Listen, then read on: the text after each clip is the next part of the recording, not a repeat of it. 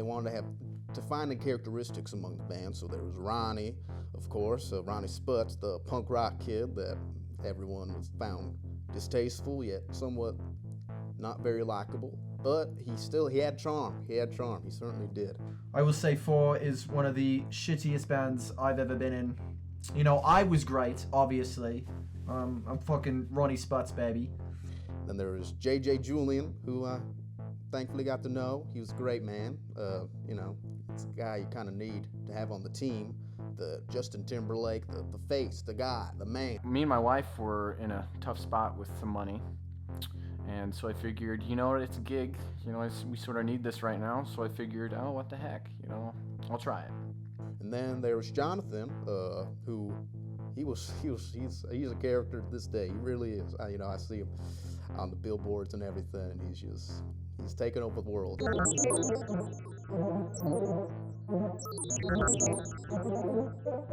Ronnie was a complete dick to everyone and everything. You know, Rocky, he was all right. He was pretty cool. I think he was a little slow on things, but you know, he's pretty cool. He I feel like he had a good grasp on some stuff. Well, Rocky Road's a complete gobshite, you know. He's an idiot. We had our troubles, of course, but it was when we came out with 4-Leaf Clover. That was something. I really did not expect that to go as big as it did. Really, I don't know. All these other wankers just didn't seem to have their hearts in it. You know, it went sort of global platinum, sure, but honestly, I mean, I can't believe how it did it. You know. So, you know, during the whole process of 4-Leaf Clover, it was sort of a big mess, you know. I don't know if they'll tell you this, but it's kind of a mess, you know. Every single person trying to, you know, vie for power and whatnot. Oh, they wanted to write this song. Ronnie wanted to be like this. Rocky wanted this. You know, I was just sort of, I mean, I liked some of the stuff, but I think it was way too much, very overdramatic. Yeah, and then Jonathan was just kind of there.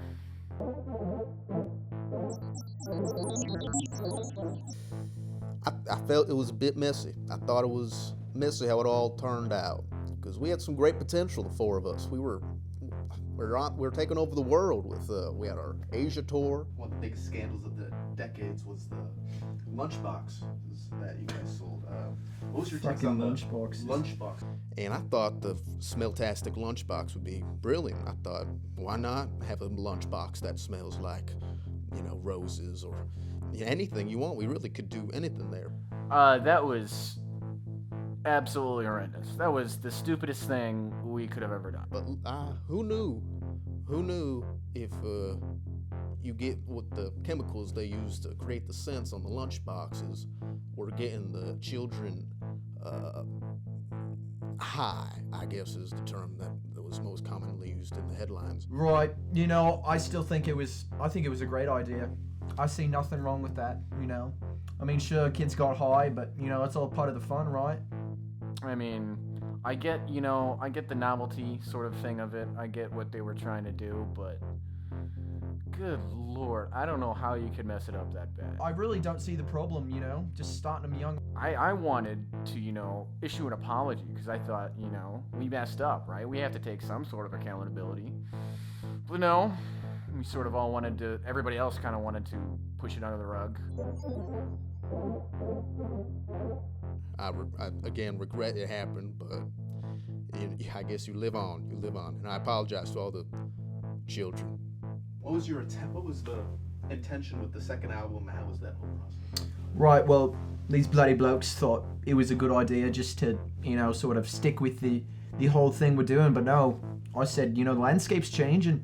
We got to mix it up. I personally believe the critics were a bit harsh on Forever Yours.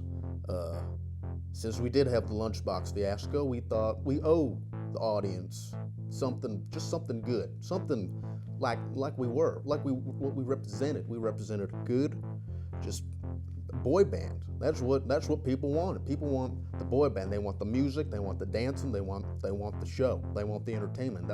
That's what we were there to serve. I actually ended up signing for another album, which I was just like, wow, I don't really want to get into legal trouble because that would, suck and bring even more attention, which is what I was trying to not do. I mean, Rocky was just goddamn hooting and hollering. Like, it didn't sound good at all. I don't know, his heart and soul wasn't in it. Julian barely showed up. Don't know why, but I don't know. I think he hated me for some reason.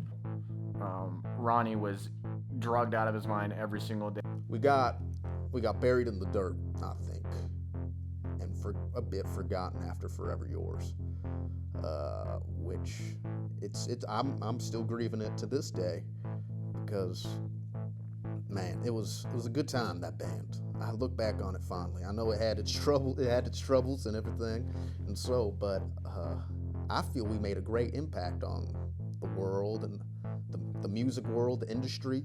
I think a lot of people I think they really appreciated us. Yeah, but then that was even more of a shit show than Four Leaf Clover. I mean, the music was terrible.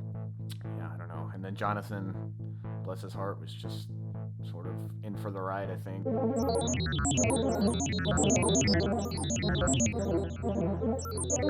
Forever Yours, I think that was the end for us in some ways.